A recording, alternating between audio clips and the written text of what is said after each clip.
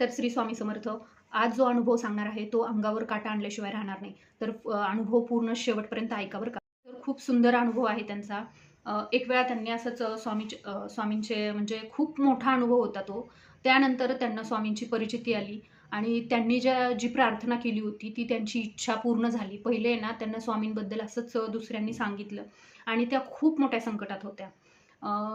त्यांना म्हणजे हॉस्पिटलमध्ये त्यांच्या आई होत्या आणि त्यांच्यासाठी त्यांना म्हणजे त्यांना डोक्याला मार लागलेला होता. ऑपरेशन करायला सांगितलं होतं डॉक्टरांनी आणि ते ऑपरेशन त्यांची हृदयाचे ठोके वगैरे तर ते व्यवस्थित पडत नव्हते आणि त्याच्यामुळे ऑपरेशनला लेट होत होतं आणि ऑपरेशन तर करायचं होतं. कारण ऑपरेशन केलं तर म्हणजे छोट्या मेंदूला थोडासा त्यांना मार बसलेला पाठीमागे आणि त्यांना थोडी शुद्धही नव्हती आणि त्यांची तब्येतही खूप नाजूक होती. म्हणजे अशा शरीरानेही तुकड्या होत्या आणि कधी या हॉस्पिटलची त्यांना गरज पडलेली नव्हती आणि त्या अचानक गाडीवरून पडल्या आणि त्यांना अ, म्हणजे जिल्ह्याच्या ठिकाणावरून दुसरीकडे नेण्यात आलं आणि तिथं गेल्याच्या नंतर त्यांची थोडीशी प्रकृती म्हणजे नाजूक होती आणि डॉक्टरांनी सांगितलं की जर त्यांची प्रकृती थोडी व्यवस्थित झाली तर ऑपरेशन करू द्या, नाहीतर मग आपल्याला थांबावं लागेल.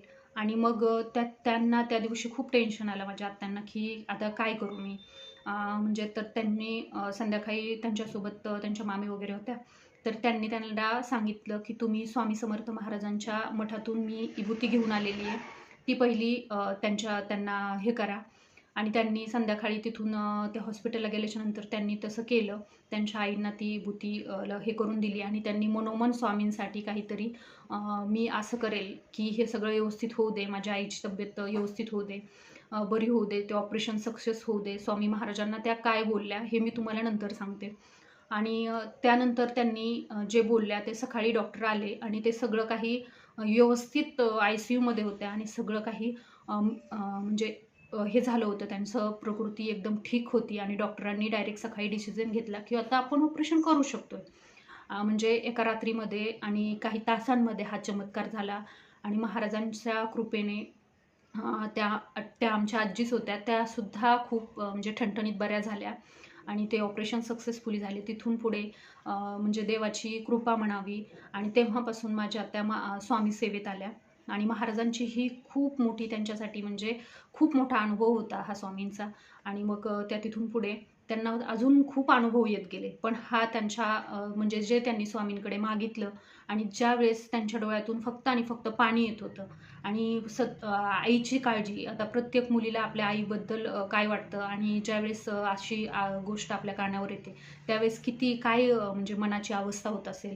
कुठल्याही मुलाला हो, आई म्हणजे आपल्या किती हे आहे ना, किती जिव्हाळ्याचा विषय आणि अशा हॉस्पिटलच्या वेळेस आपल्या मनामध्ये किती विचार येतात ना आणि आणि त्यावेळेस त्यांनी स्वामींना मनातून हा आवाज दिला आणि स्वामींनी त्यांची ती इच्छा अगदी अगदी मनातून पूर्ण केली असं म्हणायला हरकत नाही. अशा अशा प्रकारे त्यांचा तो अनुभव होता आणि मग त्यांनी हळूहळू त्यांची प्रकृती सुधरत गेली आणि काही दिवसांनी त्या बऱ्या होऊन अगदी घरी आल्या. तर स्वामींचा हा अनुभव खरंच खूप खूप सुंदर आहे. आणि दुसरा अनुभव त्यांनी मग नंतर स्वामींचे पारायण करायचं ठरवलं. त्यांच्याकडे पारायणासाठी म्हणजे एवढं साहित्य देखील नव्हतं. पण स्वामींची सेवा करण्यासाठी त्यांनी मनामध्ये निश्चय केला आणि त्यांनी हे देखील मला सांगितलं, की त्यांची म्हणजे खूप हे झाली, त्यांच्याकडे स्वामींची पोथी नव्हती. मग त्यांनी ॲप डाउनलोड केलं. त्याच्यामध्ये काही अध्यायही नव्हते. त्यांनी मला सांगितलं, की मी वाचन करायसाठी बसले. घरी कोणी नव्हतं आणि ते पुस्तकं आता कसं मिळणार? मग त्यांनी स्वामींना हात जोडले. स्वामी महाराजा, मी तर मोबाईलमधून वाचण्याचा प्रयत्न करते, पण ते ॲप पूर्ण अध्याय डाउनलोड झाले नाही आणि आता सेवा करते, उपवास करते, पूजा मांडली आणि आता स्वामींचं चरित्र कुठून आणायचं? तर त्यांना शेजाऱ्याकडून ते स्वामी चरित्र अगदी 5 मिनिटाच्या ह्याच्यामध्ये मिळालं. म्हणजे किती विशेष गोष्ट आहे ना, ज्यावेळेस आपल्याला स्वामींची सेवा करायची असते, त्यावेळेस हजारो अडचणी जरी असल्या ना, स्वामी त्या अडचणीचं निवारण करतात आणि आपल्याकडून ती सेवा करून घेतात, घडवून घेतात. आणि ज्यावेळेस स्वामींचा भक्त हा बोलून होत नाही. तर महाराजांची इच्छा असेल ना, तर स्वामी त्याच्याकडून सेवा करून घेतात आणि त्याला आपला भक्त बनवतात आणि त्याची संकटं दूर करण्यासाठी स्वामी त्याच्या पाठीशी उभे राहतात. हा स्वामी सेवेचा अनुभव आहे. स्वामींची परिचिती मलाही पावलोपावली आली आहे आणि मी महाराजांची सेवा खूप मोठी करते असं नाही, पण मला जेवढी शक्य होईल, अगदी दिवसात एक जरी स्वामींचं नाम माझ्यासाठी म्हणजे नामस्मरण केलं ना तरीही मनाला खूप शांती वाटते. आणि जिथे स्वामींची सेवा असते ना, तिथे स्वामी तुम्हाला काहीच कमी पडू देणार नाही आहेत. ह्या श्रद्धेचा भाग, अंधश्रद्धेचा भाग. पण ज्याची श्रद्धा आहे ना त्याला माहिती आहे स्वामी म्हणजे काय आहे. तुम्ही महाराजांपुढे रडा, महाराजांना आपली दुःख सांगा, महाराजांसमोर तुम्हाला जे हवंय ते बोला. स्वामी तुमच्यावर हसणार नाहीत, स्वामी तुमच्यावर रडणार नाहीत, तर स्वामी तुमच्या पाठीशी खंबीरपणे उभे राहणार आहेत. आणि हा अनुभव माझा एकटीचा नाही आहे, तर असे अनेक स्वामी भक्त आहेत, त्यांचे अनुभव आहेत, जे मी स्वतः अनुभवलं देखील आहे. आणि जे माझ्यासमोर स्वामी, आता मी माझ्या आत्यांचंच पाहिलं आहे. आणि खरंच आम्ही म्हणजे त्या परिस्थितीतून आम्ही सुद्धा हे झालो होतं. त्यामुळे मी स्वतः त्यांचा तो अनुभव आणि ते सगळं हॉस्पिटलचं हे सगळं ऐकून होते कॉलवर मी. आणि आम्ही नंतर त्यांना भेटायलाही गेलो. मी अक्षरशः पाहिलं होतं. म्हणजे त्यांचं खाली 35 ते 36 किलो वजन असेल आणि एवढ्या म्हणजे वीक होत्या त्या. आणि त्याच्यातून त्यांनी म्हणजे रिकव्हरी केली. हे खूप म्हणजे कुठल्यातरी अद्भुत शक्तीची, काय म्हणतो ना आपण, त्या शक्तीची हे असल्याशिवाय हे शक्य नाही आहे. नाहीतर कुठल्याही गाडीवरून पडल्यानंतर आपण विचार करू शकतात की माणसाला डोक्याला मार लागतो, त्यावेळेस किती मोठं हे होतं. आणि खरंच महाराजांची खूप मोठी कृपा आहे त्यांच्यावर. स्वामींचं त्यांची सूनही करते, त्यांची मुलगीही करते. आणि एक म्हणजे याच्यातून आपल्याला देव बाहेर काढतो. हजारो संकट येतात, संकट ही कधीच बंद होत नसतात. संकट आयुष्यात नेहमी येत असतात आपल्याला, की आता आपण स्वामींची सेवा करतोय मग आपल्या मागची संकटं लगेच संपणार आहेत असं नसतं. कर्म हे आपल्याला इथेच भोगायचे असतात. पण आपल्याला त्या कर्मातून योग्य मार्ग हे फक्त स्वामी दाखवणार असतात. तर माझ्या आत्यांचा आता मी तुम्हाला पुढे तो अनुभव सांगते. अगदी म्हणजे त्यांनी 3 गुरुवार केले. 3ही गुरुवार त्यांचे चांगल्या पद्धतीने हे झाले, म्हणजे चांगली सेवा त्यांच्या हातून घडली. आणि त्याच्यानंतर आहे ना स्वामींचं त्यांना म्हणजे नामस्मरण करत होत्या. आणि त्या अशा बेडवरती झोपल्या होत्या. त्या सांगत होत्या, बसून असा जप करत होते. आणि अचानक त्यांच्या एवढी अशी अचानक हे झाली, त्यांचे ठोके पण जास्त पडायला लागले. आणि त्या स्वामी समर्थ नामस्मरण खूप फास्ट घेऊ लागल्या. एवढं फास्ट की त्यांना काही नाही, अंगामध्ये काहीतरी असे संचारते असं त्यांना वाटत होतं, की मी आता किती म्हणजे माझ्यात किती ताकद, किती ऊर्जा आणि किती हे झालंय.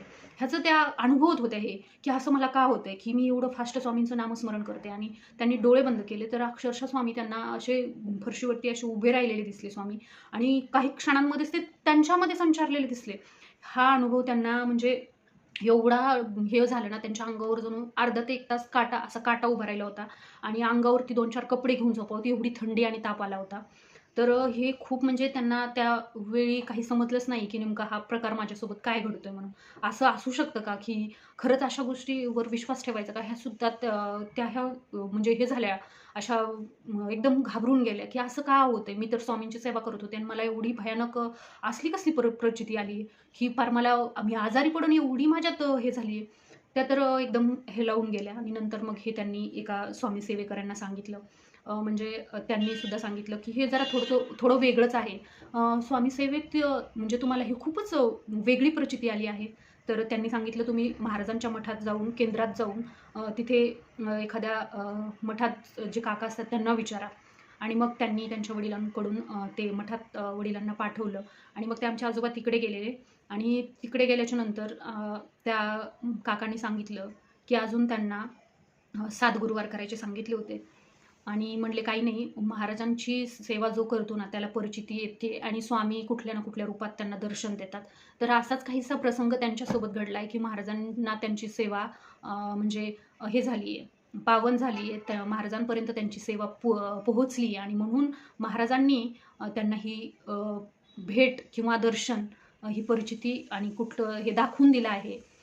तर त्याच्यासाठी हा काही थोडासा त्यांना हे दिला आहे, अनुभव दिला आहे. आणि त्यांना आता पुढे 7 गुरुवार पूर्ण करायचे आहेत, एवढं त्यांना केंद्रातून सांगितलं. आणि कुठल्या ना कुठल्या रूपामध्ये स्वामी दर्शन देतात.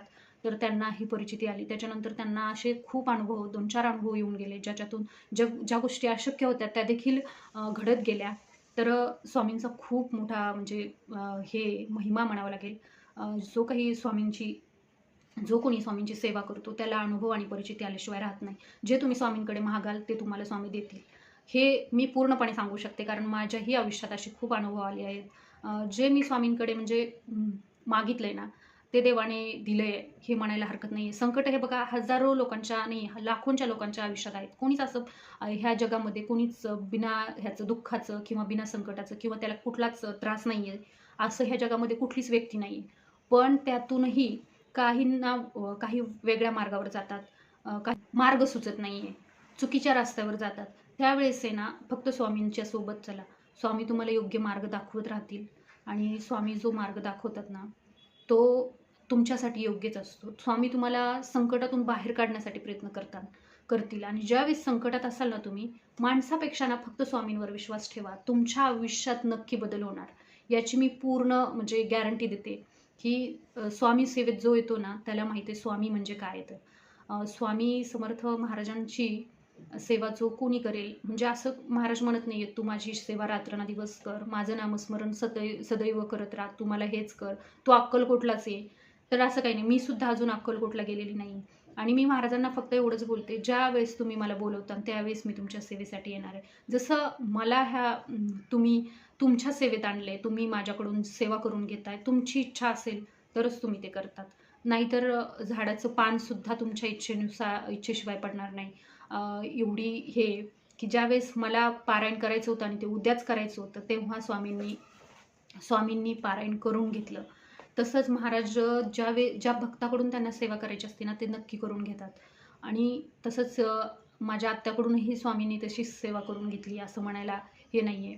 आणि म्हणजे स्वामी आपण म्हणत नाही मी अक्कलकोटला जाणार आहे. नाही, स्वामी तुम्हाला बोलवणार आहेत अक्कलकोटला, तेव्हा तुम्ही जाणार आहेत.